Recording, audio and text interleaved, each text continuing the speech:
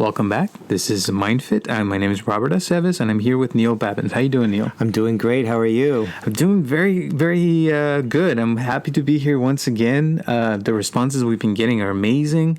People are really, sending us their messages, their questions, and we just love this podcast and love doing it. I don't know, how was your week?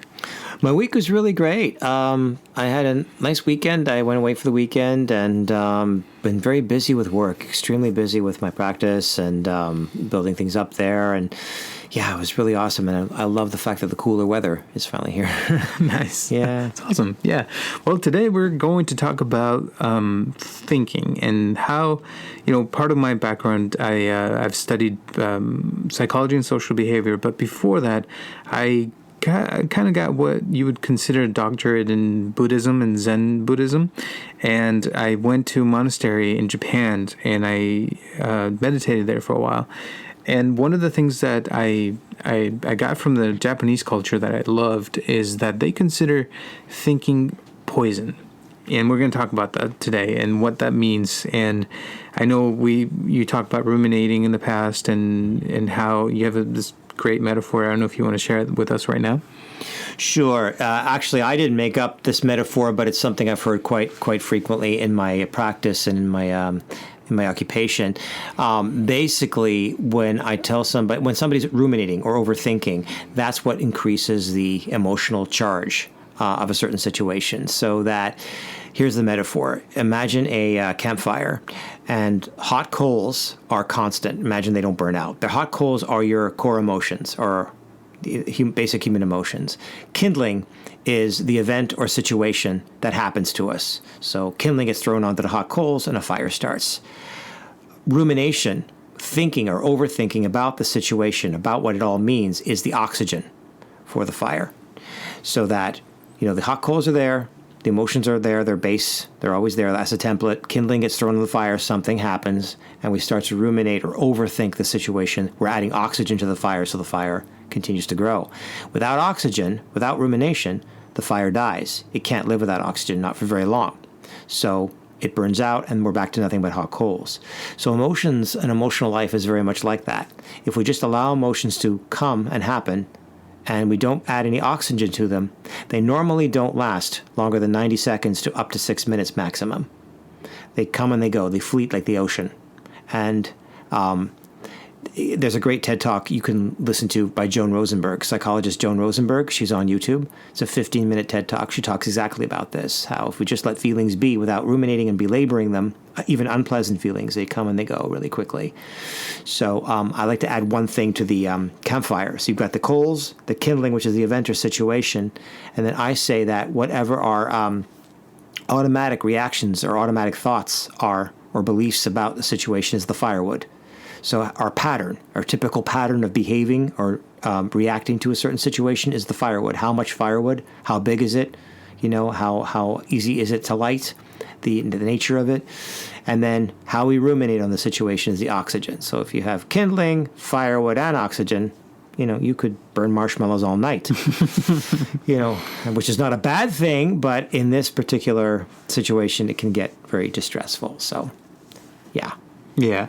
So it's thinking, to me, like you said, it adds to the fire, because a lot of times, let's talk about fear, for example. When we fear something, what are we afraid of? Most of the time, when we're afraid of something, we have this images in our minds of something that hasn't happened. And most of the time, I'm not saying all the time, but most of the time, things that probably will never happen, but we're just afraid of it because in our minds it seems so bad, For example, public speaking is the number one fear that most people have. What happens when people get in front of an audience? Even if it's a small audience, they start sweating or they start feeling like, they just can't take it. And what happens in their minds? They're probably thinking that people are going to laugh at them, or that they're not good enough to be on stage, like we talked about in our last podcast, or they just, have this anxiety that comes from within of failing, right? Of not saying the right things, or like I said, just people laughing at them. And so this is all in our minds. It's our minds playing illusions and playing games with us, and we feel like this is very real, because to our minds, there's no difference between the reality that's happening and what we're imagining. And so knowing this and understanding how thinking is poison is important, because sometimes, we tend to dwell in the past. Something happened with our partner and they either cheated on us or they said something mean in the past, and then we keep ruminating on it and we keep, bringing more wood to that fire. Mm-hmm. And that just makes our relationship more of a hell than a real relationship, because we're not in the present. We're not thinking now. We're thinking in the past. And again, thinking is bad. It's a poison that's continuously poisoning in our bodies. It could make us sick. We're constantly thinking about something that happened in the past that's no longer happening right now. Mm-hmm. It could make somebody sick. I don't know if any of your clients are like that. Oh, absolutely. It definitely can manifest into physical illness down the line. And that's a really good point that you make, is that in the moment, like in a relationship or whatever, somebody says to us something to us, they've said it to us in the past, we have a visceral response. We have an emotional response. And then almost immediately we have a reaction trying to, deal with that response. And that's, it's automatic. It's like a pattern. But typically what happens if we have a visceral response and it's a negative response, like a feeling of hurt or a fear or sadness or something like that, if we don't belabor it, if we don't think about it, if we don't make it mean anything more than just the fact that it's a visceral response, we're not adding any oxygen to it. We're not making poison out of thinking. We're just allowing ourselves to feel. And then we're also realizing that, like you said, it's like someone did this to me in the past, so I had a visceral response. It just reminded me of somebody else or something else. It doesn't mean it is that something else, right? So then we don't think about it, and then we have more freedom to react as we want to. We have more freedom to choose to our reaction going forward in that way. So, yeah, we're in the here and now, basically. Mm-hmm. Yeah, and it's learning to be in the moment. It is really hard to do, I tell you, but that's what we call it a practice in Zen, because it's something you continuously practice, to be in the moment, to constantly bring your attention to what you're doing in that moment, because it's so easy to lose yourself. Mm-hmm. One of my favorite stories is in Zen is the two monks that are walking on this path, and they see this woman trying to cross this river, and one of the monks just goes and lifts up the woman, carries her to the other side of the river, and then they drop her off and they continue walking. Well, 2 hours later, the other monk says, "Hey, why did you touch that woman? And you're not supposed to, blah blah blah blah." And he's all upset, and the guy's like, "Oh, are you talking about that woman that I dropped off 2 hours ago?" And that's it. Monks, they're not allowed to touch women or see them even. But in this case, this monk saw this woman in distress and decided to lift her up and help her. And in that moment, that was it. It only took a couple of minutes to help her cross that river. But the other monk could not let go of that moment. And he was carrying that anger, and that, made him frustrated to see that this monk had broken the rule. Mm-hmm. And the other monk broke the rule for a couple of minutes, and not for a bad thing, for a good thing. But again, because we cannot let go of the past, we're carrying that past, and we're constantly thinking of the things that are hurting us. And it could have happened in 2 seconds. Sometimes people have bad things happen to them, and it's very quick that it happens. But then we can go years carrying that past and that hurt and that suffering for a moment that happened just a couple of seconds ago, Absolutely. If you think about it, using that story, that metaphor, if you think about how we start to react, how we start to get emotional in various situations, especially when the same thing is brought up that we've been hanging on to for years. There's a visceral response, and then all of a sudden the top starts spinning, the top being our thoughts, our head. Mm-hmm. If you notice, if you stop yourself and you look how it works, you'll get a response, and then you'll have an immediate reaction. Then all of a sudden the top is spinning, and all your thoughts are going back to where they used to be before, into a pattern, into an old belief, into an old system of figuring it out and adding meaning to it, adding toppings to it.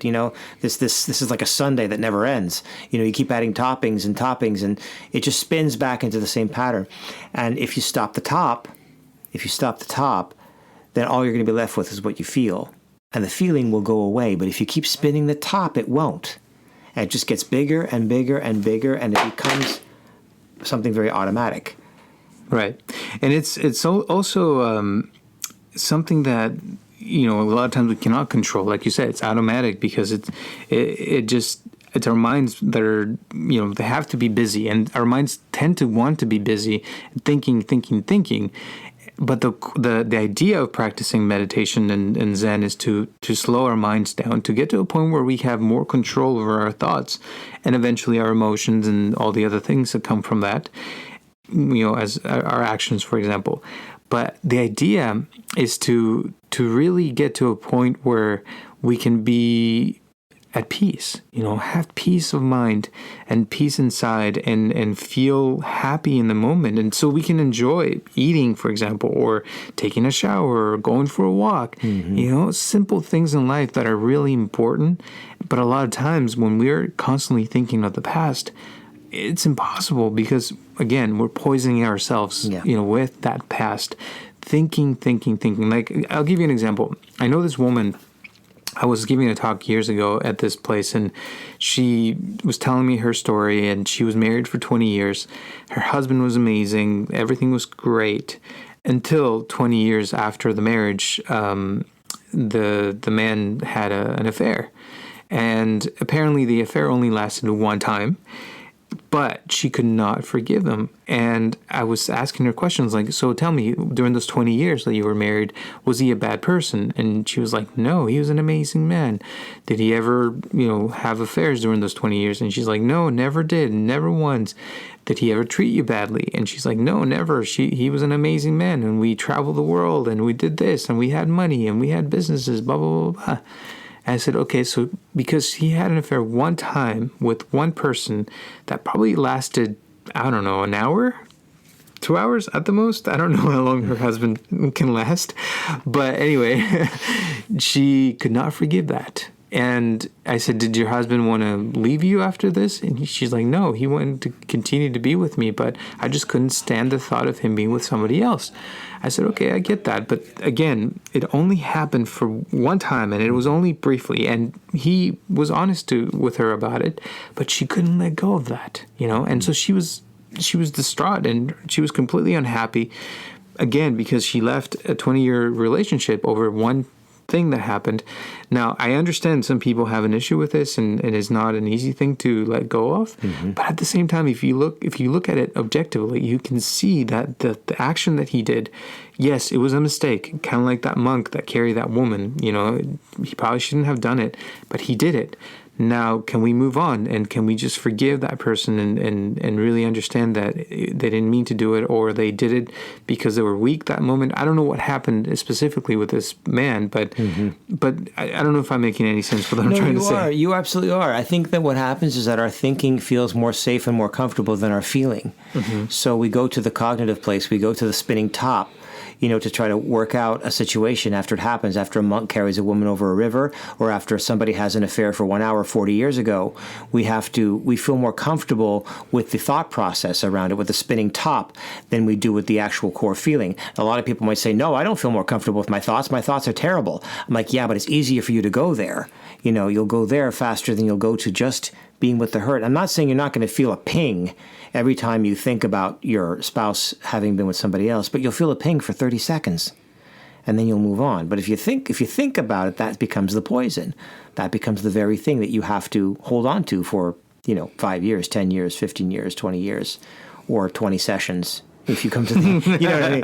Yeah. I had an affair. I'm like, all right, okay. Again, we're not minimizing that, or saying that there's condoning it in any way, but you're absolutely right. It's when the top starts spinning, and I just think it's easier for people to think. That's why rumination is such a common, distressful part of self, because thinking is easy. Right. What we think is not easy, but thinking is very easy. Feeling is a little bit more of an investment in ourselves, allowing ourselves to be something unpleasant. It's easier, for some reason, it's easier to be with unpleasant thoughts and unpleasant feelings. Mm-hmm. And unfortunately, they're connected. So, you start to have unpleasant thoughts, you're going to create more unpleasant feelings. And, there he goes on Mount Vesuvius again, Yeah. It's important to say, though, it also happens with good things. Like, something good could have happened to you one time, and then you just keep thinking about it and you want that to happen again. And, it's a typical case. I've had a lot of clients who are in, abusive relationships, and they've been there for 15, 20 years, and their husbands beat them up, or, they treat them really bad. And then you ask them, like, why are you in this relationship? And they said, oh, it's because, that one first month he was nice or he was, amazing. And I just want that to happen again. And they're waiting for that to come back. But it's been 15 years, 20 years, and it hasn't happened because they're still, they're still living in that past. They're still hoping for that to happen again. And I think that's one of the problems that a lot of people have with good things or bad things. It's just simply living in the past. And if we train our minds to come to the present, then things can be different. And that's the thing. Like, how do you bring yourself to the present and stop thinking or stop ruminating? I don't know if you have any good tips that you give to your clients. Well, what made me think of what I do bring up sometimes is the idea of hope, because hope is really a part of ourselves or a part of our mind that can play tricks on us. If you have hope in the here and now, then that's considered to be grounded. But hope is actually something that involves thinking. It involves cognition. It could be a feeling as well, but it's more of your mind takes off on you and you hope something turns out a certain way. So you're almost manifesting it in your mind over and over again like the spinning top. And that's what it takes you away from the here and now, because you're not really being with the present. You might hope something works a certain way, but if you think about it, case in point, if you think about it, hope is really taking you outside of the here and now, sort of envisioning a future. A possible future. It's sort of trying to manifest it in your mind in the future, not in the here and now. It's hoping something turns out a certain way. You can still have, hope in the moment in terms of an emotion, hoping that something works out well. But if you start overthinking it, you're going to go into a thought process, which is, in the future. So I tell people to be careful with hope, because hope also could be a deflection from what is. I hope something works out a certain way, as opposed to looking at the here and now, the way things actually are. So that's what it reminded me of when you said that. Yeah. I would say also it's important to realize that we cannot change the past. Whatever already happened, it already happened. And no matter what you do, it's not going to change. And so it's important to bring your attention to the present. And also, talking about hope, the future hasn't happened. So the future is full of, possibilities. And so we focus on the now. Here in this moment is when we can change things, and we can change the future by doing things right this moment. What are we going to do? What are we going to start today? And in this very moment, in what direction are we going to start moving? What direction are we heading to? And where do we want to be? Like, you think about hope. Think about your life in 5 years and 5 months, in a week, or tomorrow or today, the rest of the day. Where do you want to be? And start moving in that direction. Start thinking in that way. If you have to think, I would say when we talk about thinking, to me, I would think maybe 5 or 10% and then do 90%, So if you talk about hope, I would say have hope for 5 or 10%, but then do 90% in that direction of hope, so that you can actually experience a change in your life. Otherwise, again, if you're just thinking about the future and there's no movement or change, then nothing's going to change. You're going to continue to suffer because your life is not moving. And that's the point of it, to me, is to move forward with action. Yeah, and if you have a goal in mind, you can be in the here and now and work towards your goal by working in the here and now with what's present right in front of you. If you're having, like you said, only hope, then you're just looking ahead in the future, and you're sort of, the old adage is daydreaming. You know what I mean? Right. Yeah. You're dreaming about the future as opposed to, people say it's not a dream, it's a goal.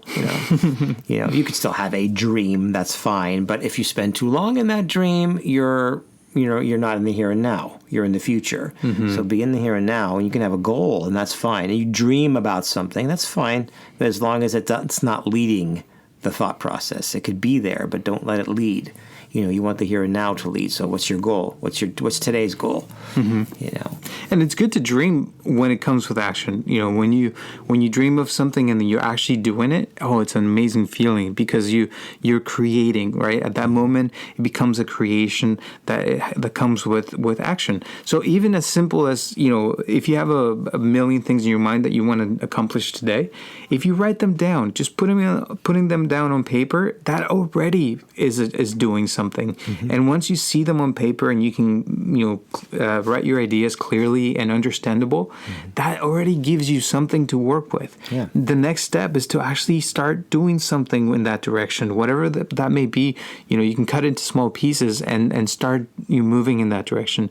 And if your problem is that you, like I said earlier, this woman who had her husband cheat on her, if that's a problem that you can't stop thinking about it, look at it objectively. If you had 20 years of amazingness with this man, and there's one moment or one day that was bad, wouldn't you want to erase that day so you can continue to have another 20 years with the same person? I mean, it is the same person you were with for 20 years. It's not like they changed all of a sudden. People don't change that easily, and they may have made a mistake. A lot of people make mistakes. We all make mistakes.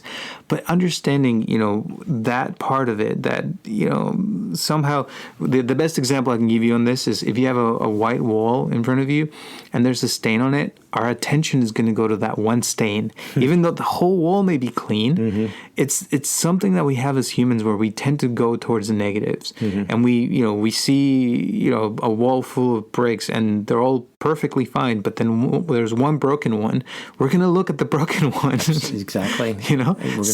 Same with our bodies. If our bodies are perfectly healthy, but then we have one finger that hurts, our attention is going to go to that one finger. And we're going to think about the finger a whole day, even though we have 19 other fingers that are fine, or whole body is doing great. We're going to focus on the negatives. And so changing that and understanding and realizing those things is important, I think, to be able to move forward and be present and be in the moment, in the now, and try to focus and move from the now forward. Right? Absolutely. And it is like a muscle, because you're absolutely right. When you see a blemish on something or a stain on the wall, our brains are wired to sort of trick us or get tipped over into those kind of what we call cognitive distortions, and there are many of them, 20 or 30 at least. Our brains are wired for that. So the exercise is continuing to be as mindful as you possibly can to come back to the center, because your brain is going to have a tendency to do one of 20 or 30 different cognitive tricks, and that's one of them, seeing the blemish and making that the focal point of what you're looking at, or of mind reading, of arbitrarily assuming people are judging you when they're looking at you a certain way. You don't know what they're thinking, but your brain is telling you what they're thinking. There's all kinds of, things we could talk about more in another show, but I mean, that's your brains are wired for that. So there's a natural tendency to go there. So that's why it's important to continuously do this kind of work where you bring yourself, that's why we call it mind fit, keeping the mind fit, bringing it back to a central place where you can catch yourself having one of those things, because it causes a lot of distress. It really causes a lot of distress, and that's when we start to overthink. Or start to think about that stain on the wall or that blemish on your face, or it becomes like, it becomes everything. And there goes the top, starts to spin, Yeah. And that's when it starts. I love that, by the way. And I think you're absolutely right. It's a muscle that we have to, constantly work with. And it's amazing once we are able to be in the moment. It's basically learning to be and to be alive, to live our lives to the fullest. And it is not easy, like I said earlier, but it is something that is amazing because, let me give you another example. One thing that happens is when we're 20, we sort of wish we were still 15. Then we get to 30 and we wish we're still 20.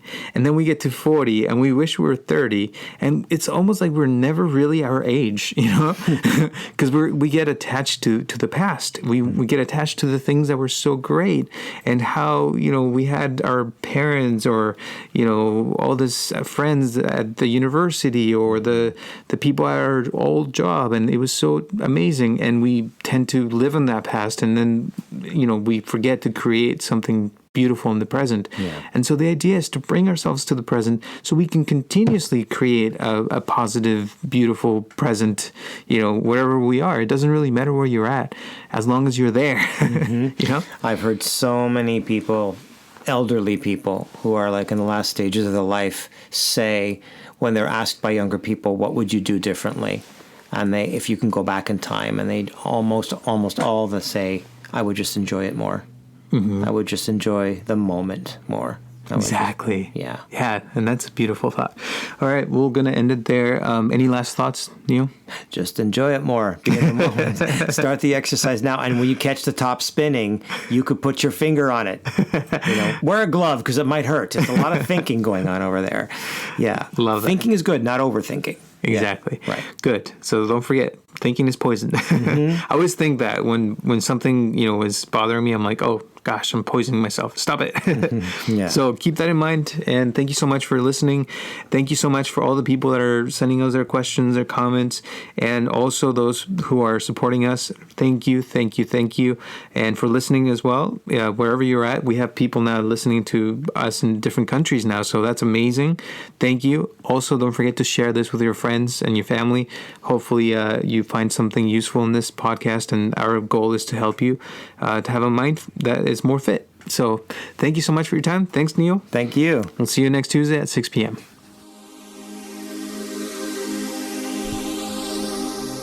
This podcast is brought to you by MindFit. Please help us to share this podcast with your friends and family to grow this community. And if you'd like to donate to this podcast, or if you'd like to share your comments, questions, or concerns, send them to mindfitpodcast@gmail.com, or you can call us directly at 714-328-4661.